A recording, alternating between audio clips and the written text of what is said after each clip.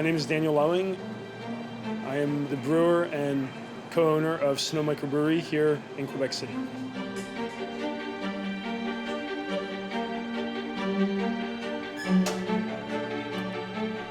I'm originally from Philadelphia. I decided to come up to Quebec to learn French back in 2000. I met my wife during my studies, and in 2006 I ended up starting to brew beer professionally. So Seulement microbrewery is an idea that was hatched with my two partners, Alex Caron, Sébastien Huot. Santé, mon dad. Félicitations pour tes médailles. Merci. Each of us brings something different to the table. And so we worked hard, the three of us together, in order to open up this brewery back in June of 2019.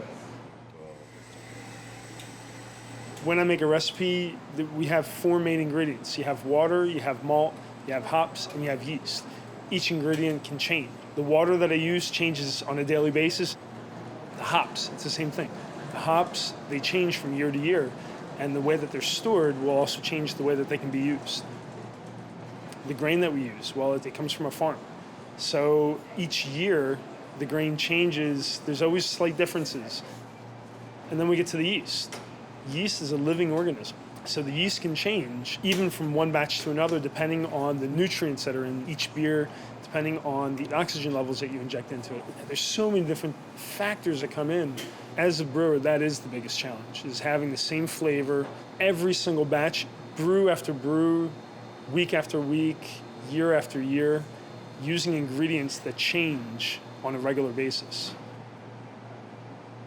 Brewing itself, just to start off with, has its challenges. But then what happens is, as you're the owner, you're inundated with other things as well that, if you work for somebody else, you don't have to deal with it. But when you work for yourself, you have to deal with the employees. You have to be able to look over all the financial stuff. You have to come up with new ideas. As a small business, you can't necessarily hire somebody to do all these little things.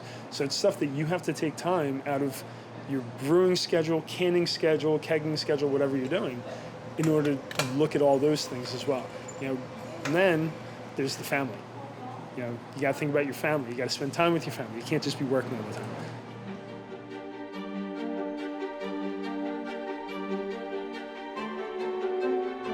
My favorite beer that I make, it's my Snow Fox.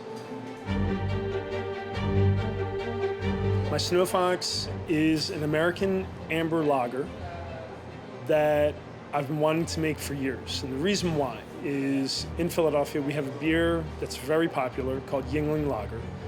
And when I go home, that's one of the beers I love to drink. It's the oldest brewery in the United States. It's just a great beer. So I wanted to make my own version. I came up with a recipe. I call it my Snow Fox. And under the name of the beer, you'll notice it says Philly Lager. We won 2 trophies out of Canada. It's called the Canadian Brewing Awards. So we won 3rd place for my Snow Angel, which is my Belgian wheat beer. And then we won 2nd place for my Snow Fox, my beer that I love, that I always wanted to make. I pulled off 2nd place in all of Canada. I'm really proud of that. Woohoo! Back in March, when we were told that all the restaurants and everything had to close, at first we didn't really quite know what to do. And so we were looking at it, what can we do? And my mom had actually sent me an idea. She's like, there's a brewery, and she's still in Philadelphia. So there's a brewery not too far from her that started a drive-through service. So we started doing that. So we started selling online. We ended up, through the whole COVID thing, the first part, quadrupling our sales of cans. And it's just continued all summer long. Working in the Grand Marché, there's a couple different reasons why we're here. One of the main reasons that we decided to open up here is we're right next to the new amphitheater here in Quebec City. Literally, we're 50 feet from the new hockey stadium. And it's one of the greatest things in the world because they have concerts, they have hockey. And what do people want to do when they go out to a concert? Well, they want to party a bit. They want to drink, they want to have some beer, they want to get food, they want to make a night of it. This past summer, we started doing comedy shows, stand-up comedy shows in French. And it just so happened after our first show, somebody said, hey, are there any Anglo stand-up nights? I was like, well, we might be able to do something. Let me see what I can do. So it took some time because finding Anglo comics in a French province is very difficult. Ça devrait être la dernière phrase en français pour la soirée. Ça vous va? That's our last French sentence for the evening. Is that okay? Everyone okay with that? Yeah! We were actually able to pull it all together, and we got them to come here. And since there were 5 comics, we're like, well, why don't we open it up, have an open mic night? And so I had 3 more people, amateur comics. So we put them up there. So we put our amateurs on, and we had our pros after it. And because of the whole COVID thing and the way that my restaurant is set up, we could only do the show outside. You know, we filled up our patio. I forgot about the scene. Quebec City it's one of those places where people are just so friendly, people are so nice, people are so warm. You know, it's despite the cold. The most challenging decision that we've been faced to, honestly, is this whole COVID thing. And, you know, having to let go all my employees. You know, we have a business in order to provide employment to people. And the idea behind employment is that they can then pay for their house, they can pay for their apartment, they can pay for their car, gasoline, heat, food, whatever it is that they do. And to be obligated to tell people, look, we can't pay you anymore because we're being shut down, it's the worst feeling in the world. You know, knowing that it's temporary gives me hope. You know, it's a temporary thing. I have to keep telling myself that. I want these people to come back.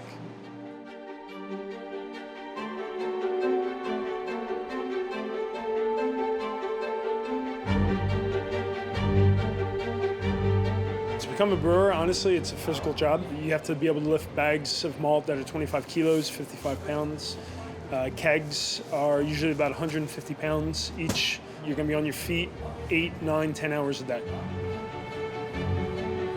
It's going to be hot. You're going to sweat. You get to work with chemicals. You're going to take a yeast shower at some point in time. You're going to spray yourself with beer at some point in time. It happens, you know. You have to be good at cleaning, you know, inside and outside of the tanks, the brewery itself. There's a lot of things that go on when you brew beer besides just making a recipe. That's the glory part of making beers, but then there's all the rest. You know, you got to clean.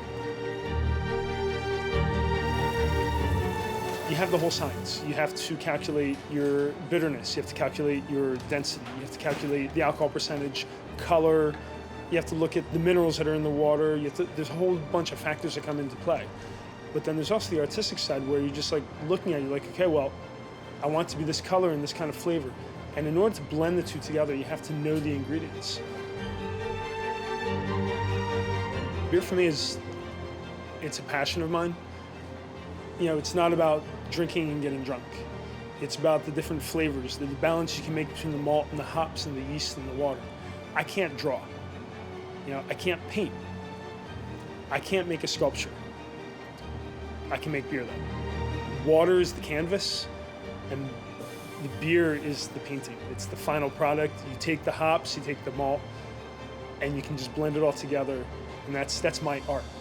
And I'm concentrating on giving that beer love because you can taste it in the final product. Somebody who has a bad day and they brew a beer, you'll taste it in the beer. Somebody who has a good day and they're happy, they'll taste that beer is happy. So that's what gets me up every morning.